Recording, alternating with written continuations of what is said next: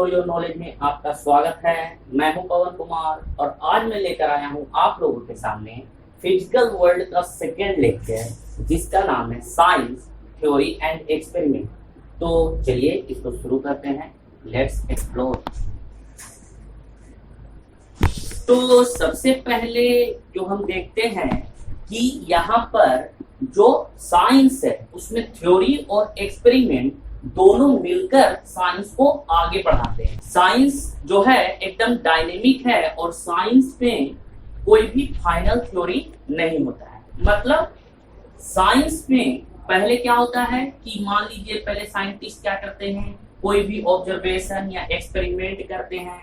उसके बाद क्या होता है कि वो ऑब्जर्वेशन और एक्सपेरिमेंट करते हैं तो उस पर कुछ थ्योरी वो देते हैं, कोई नई थ्योरी देते हैं।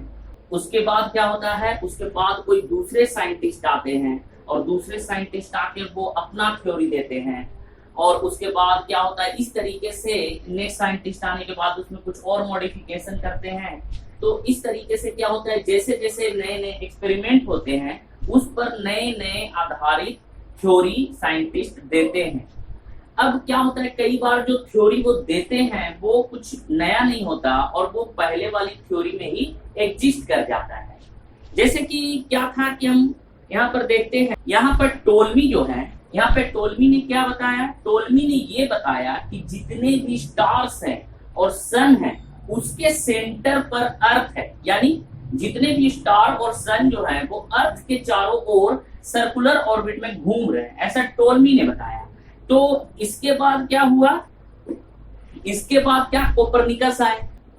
तो कोपरनिकस ने उनके इस थ्योरी को चेंज करके ये बताया कि पृथ्वी के चारों ओर स्टार्स और सन नहीं घूमते बल्कि बहुत सारे जो प्लेनेट्स हैं और अर्थ है वो सन के चारों ओर घूमते। मतलब सन जो है डिफरेंट सर्कुलर ऑर्बिट्स के सेंटर में है और उन ऑर्बिट्स में अर्थ और बाकी के प्लेनेट घूमते रहते हैं।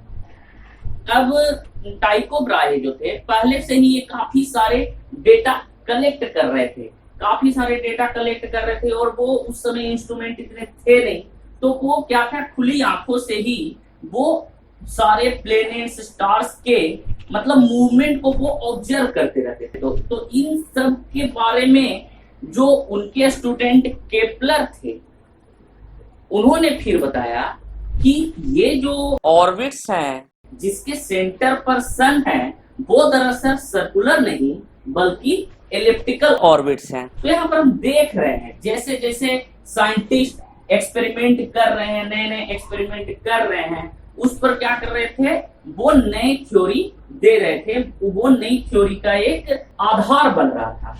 अब कुछ थ्योरी ऐसे भी थे जो कि समय मतलब कि नए नए एक्सपेरिमेंट पर वो सही साबित नहीं हो रहे थे। जैसे न्यूटन के द्वारा जो दिया गया थ्योरी था मैकेनिक्स का थ्योरी, एटॉमिक फिनोमेना को ये एक्सप्लेन नहीं कर पा रहे थे। अब उसी तरीके से क्या था कि जो वेव पिक्चर था लाइट का उस पर फोटो इलेक्ट्रिक इफेक्ट एक्सप्लेन नहीं हो पा रहा था।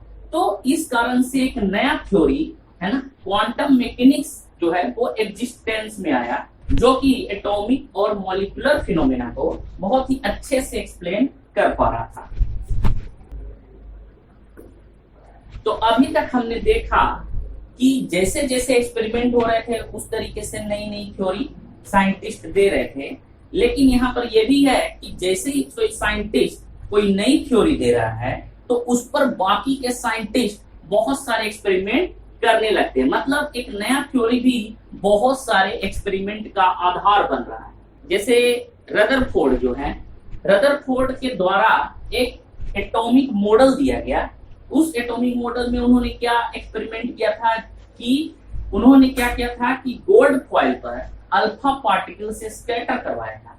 तो अभी तक हम देखे थे पहले कि जो न्यूटन के द्वारा जो थ्योरी दिया गया था मैकेनिक्स वाला, तो उस थ्योरी पर एटॉमिक फिनोमेना को वो एक्सप्लेन नहीं कर पा रहे थे। तो रदरफोर्ड के द्वारा ये एटॉमिक मॉडल दिया गया था। अब इस एटॉमिक मॉडल को देने के बाद बहुत ज्यादा एक्सपेरिमेंट होने लगे। इस एटॉमिक मॉडल को देने के बाद हर साइंटिस्ट, बहुत सारे साइंटिस्ट इस पर एक्सपेरिमेंट करने लगे और इस पर ही आधारित नील बोर ने हाइड्रोजन एटम का क्वांटम थ्योरी दिया। उसी तरीके से पॉल डायरेक्ट ने सबसे पहले एंटी पार्टिकल को इंट्रोड्यूस किया, जिसको 2 साल बाद कार्ल एंडरसन ने प्रूव किया। तो इस तरीके से हम देख रहे हैं कि साइंस में थ्योरी और एक्सपेरिमेंट जो हैं वो दोनों मिलकर इसको आगे बढ़ा रहे हैं। मतलब कोई सबसे पहले साइंटिस्ट क्या कर रहे हैं, किसी तरीके से कोई ऑब्जर्वेशन, किसी चीज को ऑब्जर्व कर रहे हैं, उस पर एक्सपेरिमेंट कर रहे हैं, और जैसे ही उनको नया रिजल्ट मिल रहा है तो वो उस पर क्या कर रहे हैं, एक थ्योरी दे रहे हैं। और बाकी के साइंटिस्ट क्या करते हैं, उस पर और आगे रिसर्च करते हैं और उस थ्योरी में मॉडिफिकेशंस करते हैं।